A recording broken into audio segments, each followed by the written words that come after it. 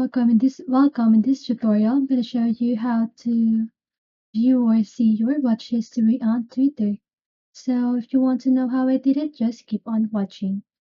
So if you are using a mobile devices or your computer or your laptop, don't worry because the process is still the same as long as you have your Twitter app or your browser. Okay. So first of all, you want to open your browser and then open twitter.com.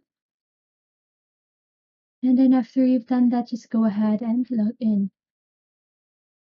And once you've done that, just go ahead and go to your profile. If you're using a computer, you can see your profile button here to the left side of your screen. And if you're using a mobile device, just go ahead and click on your profile picture. And then you can see a settings option, okay, for your profile section. Once you've done that, just go ahead and do that. And now you can go to your replies or likes.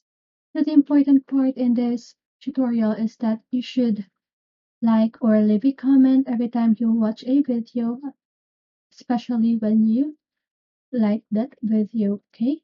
So that when you want to watch it again, you can just simply go to your profile and look at your likes or replies. So that's it. I hope this video helps you, and if it did, make sure to like, subscribe, and hit the bell notification so you won't miss a video. See you on the next one, and have a great day.